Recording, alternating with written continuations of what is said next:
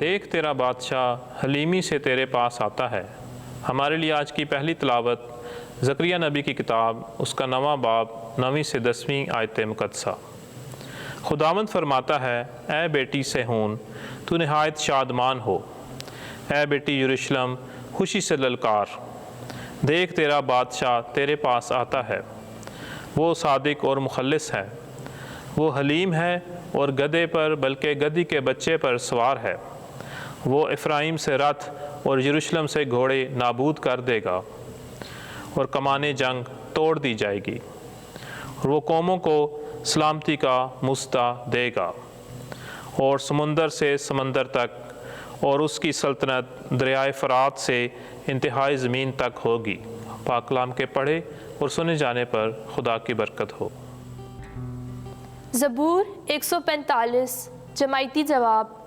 اے خدا میرے بادشاہ، میں عبدالآباد تیرے نام کو مبارک کہوں گا۔ اے میرے خدا بادشاہ، میں تیری تعریف کروں گا، میں عبدالآباد تیرے نام کو مبارک کہتا رہوں گا۔ میں ہر روز تجھے مبارک کہوں گا اور عبدالآباد تک تیرے نام کی حمد کرتا رہوں گا۔ جماعتی جواب۔ اے خدا میرے بادشاہ، میں عبدالآباد تیرے نام کو مبارک کہوں گا۔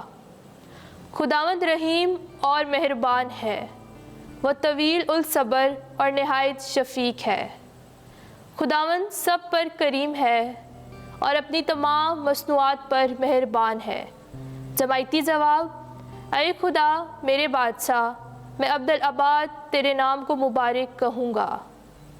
اے خداوند تیری تمام مصنوعات تیرا شکر کریں اور تیرے مقدسین تجھے مبارک کہیں، اور تیری سلطنت کی شوکت کی بات کریں اور تیری قدرت کا ذکر کریں۔ جماعتی جواب۔ اے خدا میرے بادشاہ، میں عبدالآباد تیرے نام کو مبارک کہوں گا۔ خداوند اپنے تمام اقوال کا سچا ہے اور اپنے تمام اعمال میں نیک ہے۔ خداوند سب گرنے والوں کو تھامتا ہے اور سب جھکے ہوئوں کو سیدھا کرتا ہے۔ جماعتی جواب۔ اے خدا میرے بادشاہ، میں عبدالآباد تیرے نام کو مبارک کہوں گا۔ اگر تم روح سے بشریت کے کاموں کو مارو گے تو زندہ رہو گے۔ ہمارے لیے آج کی دوسری تلاوت مقدس پولوس رسول کا خط رومیوں کے نام اس کا 8واں باب 9 اور 11 سے 13 آیت مقدسہ۔ اے بھائیو، تم بشری نہیں بلکہ روحانی ہو، بشرط یہ کہ روح خدا تم میں بسا ہوا ہو، مگر جس میں روح مسیح نہیں وہ اس کا نہیں۔ پھر اگر یسوع کو مردوں میں سے زندہ کرنے والے کا روح تم میں بسا ہوا ہے تو مسیح یسوع کو مردوں میں سے زندہ کرنے والا تمہارے فانی بدنوں کو بھی اس روح کے ذریعے سے زندہ کرے گا جو تم میں بسا ہوا ہے۔ پس اے بھائیو، ہم بشریت کے قرضدار نہیں کہ بشریت کے طور پر زندگی بسر کریں، کیونکہ اگر تم بشریت کے طور پر زندگی گزارو گے تو مرو گے، لیکن اگر روح سے بشریت کے کاموں کو مارو گے تو زندہ رہو گے۔ پاک کلام کے پڑھے اور سنے جانے پر خدا کی برکت ہو۔ خداوند آپ کے ساتھ ہو۔ انجیل مقدس متی کے مطابق اے خداوند تیری تمجید ہو۔ 11واں باب 25 سے 30 آیت۔ میں حلیم اور دل کا فروتن ہوں۔ اس وقت یسوع کہنے لگا کہ اے باپ آسمان اور زمین کے خداوند، میں تیرا شکر کرتا ہوں کہ تو نے ان باتوں کو داناؤں اور عقل مندوں سے چھپایا اور چھوٹوں پر ظاہر کیا۔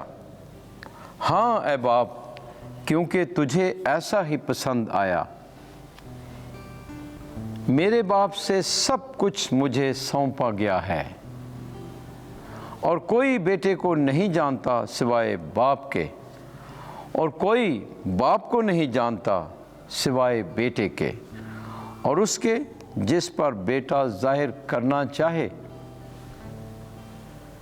اے سب تھکے ماندو اور بوجھ سے دبے ہوئے میرے پاس آؤ، میں تمہیں آرام دوں گا۔